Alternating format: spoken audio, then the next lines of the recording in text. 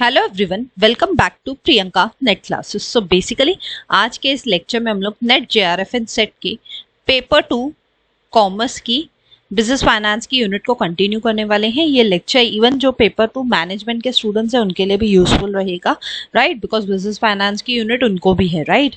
So coming to आज का हमारा 8th lecture of business finance, जिसमें मैं आपके साथ डिस्कस करने वाली हूँ packing order theory, right. Packing order theory capital structure से रिलेटेड एक थियोरी है, तो बहुत जरूरी है। ये थियोरी भी आपसे पेपर में कई बार पूछी जाती है। तो चलिए स्टार्ट करते हैं इस लेक्चर को। But before going on that मैं बता दूं, मेरा नाम प्रियंका नाथानी है। मैंने अपना नेट एंड जेआरएफ क्वालिफाई किया हुआ है कॉमर्स सब्जेक्ट से अपने पहले ही अटेम्प्ट में 99.55 परसेंटाइल के साथ ही साथ मैंने अपना नेट इन मैनेजमेंट भी क्वालिफाई किया हुआ है अपने पहले ही अटेम्प्ट में। साथ ही साथ मैंने महाराष्ट्र सेट को भी क्वालिफाई किया हुआ है कॉमर्स सब्जेक्ट से अपने पहले ही अटेम्प्ट में। So this was my brief background. Coming to जो स्टूडेंट्स अभी तक टेलीग्राम चैनल पर नहीं जुड़े हुए हैं, उन सब के लिए मैंने टेलीग्राम चैनल का जो लिंक है वो डिस्क्रिप्शन में दे दिया है। आप जाइए वहां से जाके टेलीग्राम चैनल को जरूर ज्वाइन कीजिए, बिकॉज पेपर से रिलेटेड कोई भी नोटिफिकेशन या अपडेट्स रहती हैं या इवन आपके लेक्चर से रिलेटेड कोई अपडेट्स रहती हैं तो वो सब टेलीग्राम पे आपको मिल जाती हैं। तो उस चीज़ का भी जाइए वहां से जाके बेनिफिट लीजिए। चलिए स्टार्ट करते हैं हमारा आज का लेक्चर, जो कि है basically on packing order theory. अब पैकिंग ऑर्डर थियरी प्रपोज किसने की थी? ये प्रपोज की थी डोनाल्डसन ने। कब? 1961 में, ठीक है। आपको याद रखना है ये थियरी सबसे पहले दी किसने थी? डोनाल्डसन ने। कब दी थी?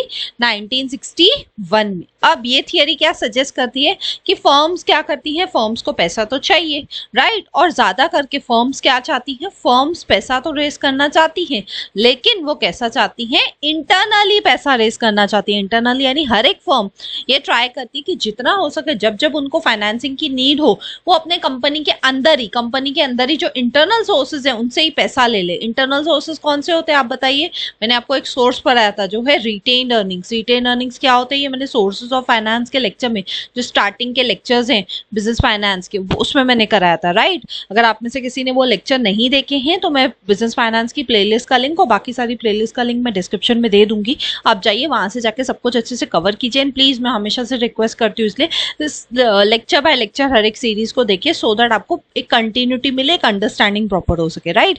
सो ये पैकिंग ऑर्डर थियरी क्या बोलती है? सबसे पहले कोई भी कंपनी जब फाइनेंस को रेस करती है तो किसके ऊपर रिलाय करती है? वो हमेशा से कंपनीज किसके ऊपर रिलाय करती है? इंटरनली जो फंड्स है उसके ऊपर रिलाय करती है। यानी कंपनी के पास जितने भी रिटेन अर्निंग्स अवेलेबल हैं उसके ऊपर कंपनी रिलाय करती है। रिटेन अर्निंग्स यानी वो पैसे जो कंपनी ने क्या किए हैं, हर साल प्रॉफिट में से साइड कर करके रख दिए फ्यूचर के ग्रोथ एंड एक्सपांशन पर्पस के लिए, राइट। अगर किसी कंपनी में इंटरनल फंड्स अवेलेबल नहीं है या वो फंड सफिशिएंट नहीं है तो वो क्या करते हैं? तो फिर वो डेट रेस करने पे आते हैं। और अगर डेट भी नहीं है तो फिर वो कहाँ क्या रेस करने जाते हैं? फिर वो इक्विटी की तरफ जाते हैं। यानी पैकिंग ऑर्डर थियरी का सीक्वेंस क्या हुआ? पैकिंग ऑर्डर जो थियरी है उसमें सीक्वेंस क्या फॉलो किया जाता है? सबसे पहली चीज कंपनी क्या ट्राई करेगी? इंटरनल फाइनेंसिंग को। इंटरनल फाइनेंसिंग यानी रिटेन अर्निंग्स को। अगर रिटेन अर्निंग्स के बाद भी उनको पैसे कम पड़ते हैं, रिटेन अर्निंग्स नहीं है, उस केस में सेकेंड चीज कंपनी कहाँ पे जाएगी? डेट के तरफ लोन लेने के लिए, right. And third and final चीज, अगर लोन भी नहीं ले पा रही कंपनी या लोन थोड़ा महंगा पड़ रहा है तो उस केस में कंपनी क्या करती है? इक्विटी से पैसा ले लेगी, यानी इक्विटी शेयर होल्डर से पैसा बाय करेगी। तो ये रहता है आपका पैकिंग ऑर्डर थियरी, जो क्या बोलती है? हर एक फर्म क्या प्रेफर करती है? हर एक फर्म प्रेफर करती है रिटेन्ड अर्निंग्स को as compare to any other source of finance. कोई भी फाइनेंस का सोर्स ले लो, लेकिन सबसे फर्स्ट कंपनी किसको प्रायोरिटी देगी? रिटेन्ड अर्निंग्स को प्रायोरिटी देगी। फिर सेकेंड प्रायोरिटी किसको मिलती है? डेट को। एंड लास्ट में प्रायोरिटी किसको मिलती है? इक्विटी को। This is what is your packing order theory. अब ऐसा क्यों होता है कि हम पहले इंटरनल फाइनेंसिंग की तरफ जाते हैं, फिर डेट को प्रायोरिटी देते हैं, फिर इक्विटी को प्रायोरिटी देते हैं? ऐसा क्यों? उसका रीजन क्या है कि हमेशा हर कंपनी में, हर ऑर्गेनाइजेशन में क्या होती है? असिमेट्री ऑफ इंफॉर्मेशन होती है। असिमेट्री ऑफ इंफॉर्मेशन यानी ये जो पैकिंग ऑर्डर थियरी है वो शुरू ही किससे होती है? असिमेट्री ऑफ इंफॉर्मेशन से। अब आप पूछोगे मैम असिमेट्री ऑफ इंफॉर्मेशन क्या होता है?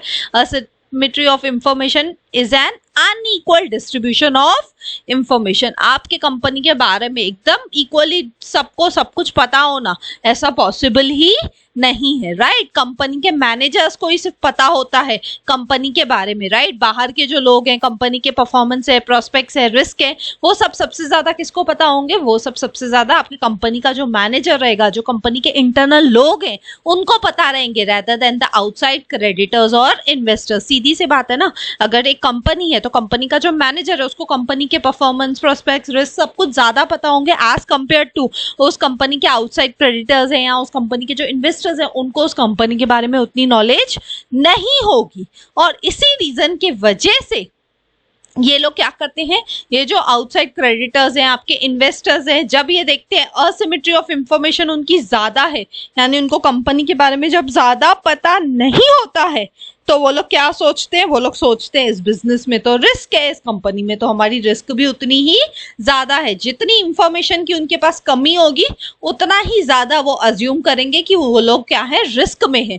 और इस रिस्क को कंपेंसेट करने के लिए, इस इंफॉर्मेशन असिमेट्री को कंपेंसेट करने के लिए जो एक्सटर्नल यूजर्स हैं, आपके क्रेडिटर्स हो गए या इन्वेस्टर्स हो गए, या आपसे क्या डिमांड करते हैं? हायर रिटर्न डिमांड करते हैं, ताकि वो काउंटर कर सके अपनी रिस्क को। सिंपली बोला जाए तो जब भी कोई इन्वेस्टर को ज्यादा नॉलेज नहीं होगी, ज्यादा इंफॉर्मेशन आपके बारे में नहीं होगी कंपनी के बारे में, यानी वो उसको बेसिकली क्या है, असिमेट्री ऑफ इंफॉर्मेशन है। क्या है उसके पास?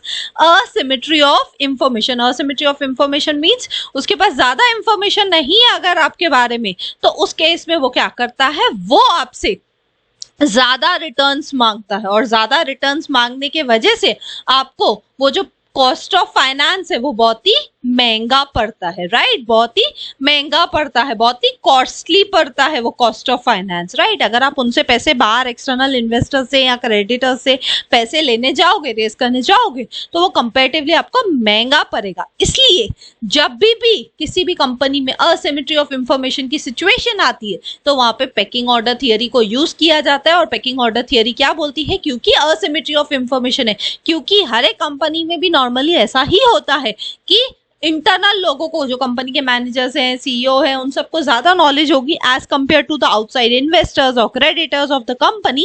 इस रीजन के वजह से, असिमेट्री ऑफ इंफॉर्मेशन होने के वजह से आउटसाइड के लोगों को हम क्या फॉलो करते हैं? हम नॉर्मली फॉलो करते हैं एज अ कंपनी, हर एक कंपनी ट्राई करती है कि वो क्या करे, पेकिंग ऑर्डर थियरी को फॉलो करे। यानी सबसे पहले वो रिटेन अर्निंग्स के तरफ जाए, रिटेन अर्निंग्स के बाद वो किसके तरफ जाएंगे? अगर उससे काम नहीं बना तो डेट की तरफ जाएंगे, उससे नहीं बना तो लास्ट में फाइनली वो किसके तरफ जाते हैं? इक्विटी के तरफ जाते हैं। तो ये वो सीक्वेंस है जो हर एक कंपनी यूजुअली फॉलो करना चाहती है, ठीक है। I hope packing order theory क्या है और क्यों यूज की जाती है वो अच्छे से क्लियर है। अब इसका एक चार्ट देख लेते हैं। सबसे पहले सीक्वेंस क्या है? ये आपकी सीक्वेंस दी हुई है ना। ये चार्ट और ये डायग्राम आपको क्या दिखाता है? ये आपको सीक्वेंस दिखाता है। सबसे पहले आप किसके ऊपर फोकस करोगे? अपनी रिटेन्ड अर्निंग्स पे फोकस करोगे, ठीक है। फिर सेकेंड चीज आप क्या लेके आओगे? डेट लेके आओगे। सीधी आप पूरी डेट, 100% आप स्ट्रेट डेट, यानी 100% आप डेट में पैसा लेके आए।